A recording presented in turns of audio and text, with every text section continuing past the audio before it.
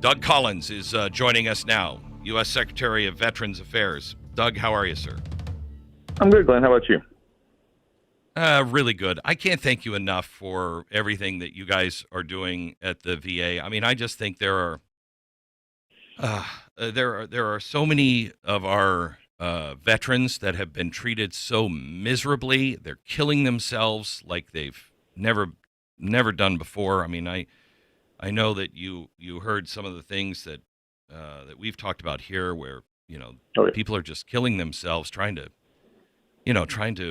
make a point that we got it. The VA is in dire need of transformation. So thank you for caring, and thank you for doing everything you are doing to transform it. I appreciate it. Yeah, it's a lot. Can we get out of this at all? I mean, how can we get and privatize as much of this as we can? Well, I think the issue of privatization is probably not the right answer in this. I think what we have is we have the tools that President Trump and I'd worked on when I was in Congress back in a few years ago, was actually beginning to make this system much more less about the VA and more about the veteran. And that is getting the care out of the centralization services all the time of everything having to do with, coming to our hospital, coming to our clinic, but using our community doctors and others. One of the big issues that's always brought up with privatization, and it's a valid discussion, it's something to talk about if it's not something we're looking at, mainly because the thing that gets separated so much from the VA is that the VA is just like has the other issues and same issues as the private and the public hospitals, and that's in recruitment, doctors, a lot of other things, that's going on. But then the specialty nature of a lot of what we do with them. So the big thing we can do is, one, I think we can streamline this issue. We can save money. That's what we're looking to do. We're cutting, literally hundreds of millions of dollars out of bad contracts, bad stuff. But at the same point, getting the veterans, especially those that you just talked about a minute ago, which are on my heart, that are coming to a system that is not listening to their needs, and then in turn believing that there's nowhere else to turn for them, and many of them are taking their own life, and that's just something that this not going to be acceptable in anything. But we're finally asking the right questions and putting the community and our private doctors, our public doctors, and our VA doctors to help get these veterans the help they need. Okay, so let's talk about a couple of things that you are doing. You had a massive backlog of cases, and you've brought that backlog down over 25% in 100 days. What did you do, and what does it mean to the veteran? For Father's Day, let your dad know he matters. Get him a gift from American Giant. They make clothing here at home with American cotton, American hands, and American heart. It's quality you can feel. Go to american-giant.com/Glenn and get 20% off your first purchase. That's american-giant.com/Glenn. Well, what it meant is several things. What way we did it was just leadership. Then what gets measured gets done. Okay. I think this is an accountability factor that we have, and I brought to us now an accountability factor that says you're either going to do your job or you're not going to work for us. And so 260,000 backlogs. Let me explain what that means. Is that's the 260,000 cases of people asking or applying for benefits through disability benefits that had went over 125 days. Okay, it should never have been there. Some are growing longer. 260,000. We've cut that to under 200,000, as you said, within 100 days. We've also begun, because that is now freeing up work, we're now actually processing more. And if you remember the dreaded scenarios that all the mainstream media, the New York Times and the Post and all the unions were saying, if you brought people back to work, it would be terrible and be awful and, doing this. We've actually are processing more claims per day right now than we ever have in our history. We're actually processing more than we're getting in for the first time in a long time. What it took was simply saying, guys, you're going to do this. It's not a choice anymore. When I inherited a department in which, however you feel, sort of like you, it feels good, do it. Everybody just sort of operating on their own time zone. And I said, we're not going to do that anymore. The VA is going to actually be about the veteran. So that's how we've done it. And it makes the difference in it now that a veteran is not calling their congressman. They're not calling everybody else. They're getting what they've earned, and we're fulfilling that promise. So help me out on this. We reached out to you and your team after I interviewed a dad from San Antonio last month whose son Mark took his own life in April right in front of the VA hospital. because he believed he didn't receive adequate care for pain that he was having, mental health issues, et cetera, et cetera. Speak to the dad who feels like the VA has failed his son, and what you're trying to do to make this right. I will, just as I did one night. I actually was on with him, and this shows you a difference. Then I go on any area I can to say, look, when we're doing it wrong or we're doing it an issue that we need to at least address. And in this situation, I think it's something we need to address. And I did this with him before. My heart hurts, and I think it shows the problem that we have in our system that has drug itself into a point in which we have just sort of handled the mental health crisis. We've handled the traumatic brain injury, the PTS issue in such a way that we've just sort of said this is sort of the lined up way we do it. And yet I'm telling our doctors, I'm telling our folks that we partner with, nonprofits and others, saying we've got to try something different here because we're not moving the needle. Since 2008, the suicide number has not changed in this country. And yet we're spending $588 million or more every year to, quote, prevent it. But yet in our services, we're still treating it many times with medicine. We're still treating it in times. We've got to do a better job of getting more counseling in there. We're getting more clinicals, but also something that is that I took from and we've been looking at from many of our veteran groups and others, including folks that you've been dealing with, but Bobby Kennedy as well at HHS, is we're looking at alternative medicines. We're looking at hyperbaric chambers. We're looking at possible use of psychedelics along with counseling. Anything we can to get them the help that they need so they don't feel like the VA's not listening to them or they're getting just handed a bottle of pills. And that's something that we don't need to be looking at. They need to be getting help and not just a medical condition. I mean, it's interesting to me that the Germans handed a lot of their soldiers bottles of pills so they could just fight and fight and fight and fight and become animals. Yep. And we train our people differently, more humanely, but we train our people to be able to go in and pull the trigger when they have to.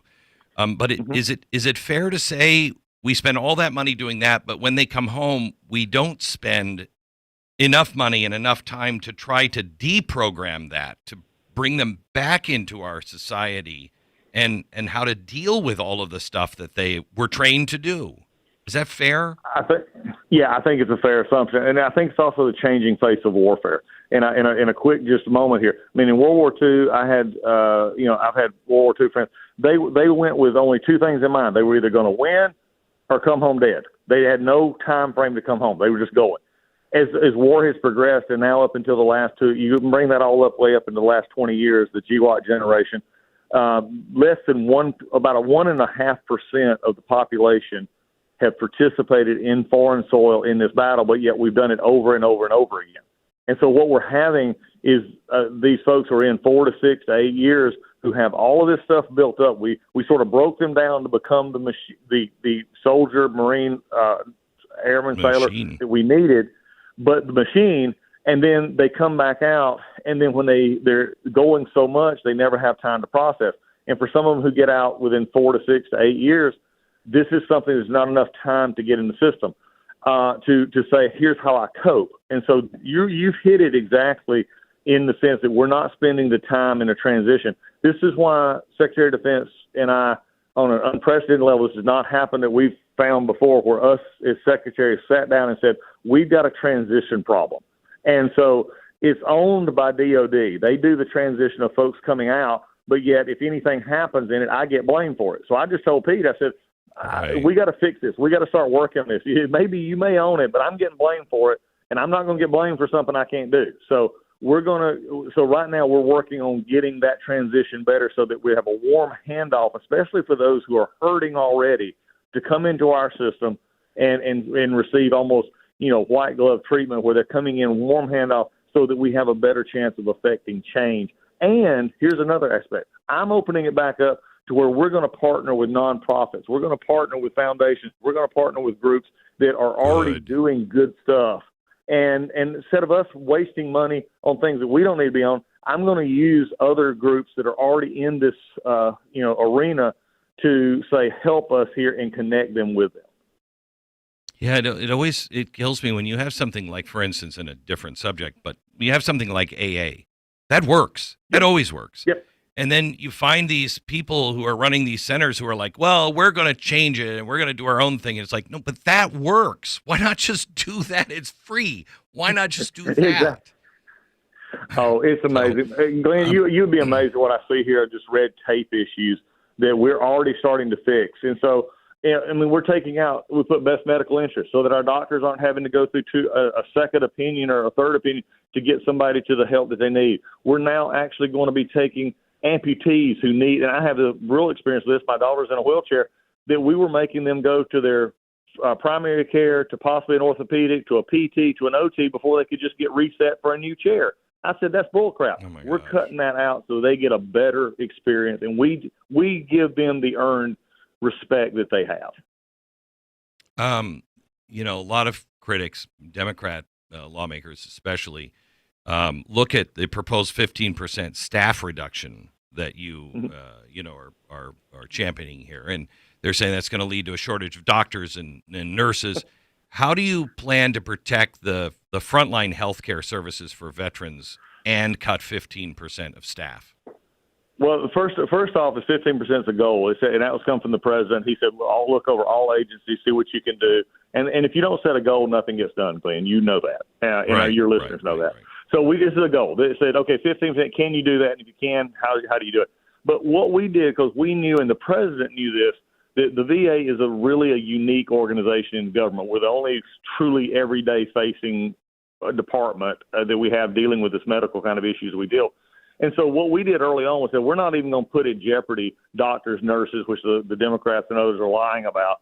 We protected over 300,000 positions within our healthcare system and our disability rating system that said, look, you're not even eligible to take an early retirement. You're not eligible to do this up because we're not going to cut the very things that we need. But I've got literally thousands of other employees on duplicative HR processes, contracting processes, human resources processing. I mean, I was amazed here, and I talked about that permissive attitude. We were supposed to centralize our payroll several years ago. The previous administration said, nah, if you want to do it differently. I found out that we had over 60 locations doing their own payroll.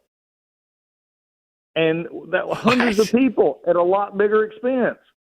So this idea, look, here's what has come up. Everybody's griped about the VA. GAO has said for 10 years we've been high risk list. The Democrats, Republicans, everybody on the Hill, and I've said this in my hearings, all of you, I can show you comments where you say you want efficiency, you want the VA to work better, and yet the first moment I start saying here's some changes in eBay, then all of a sudden it's about the worker. Well, I believe our VA workers are great folks. Mm-hmm. But the VA is not a jobs program. The VA is a service organization, and we're changing that mindset. Have you thought of? I'm sure you have, but have you thought of doing things like in a private company?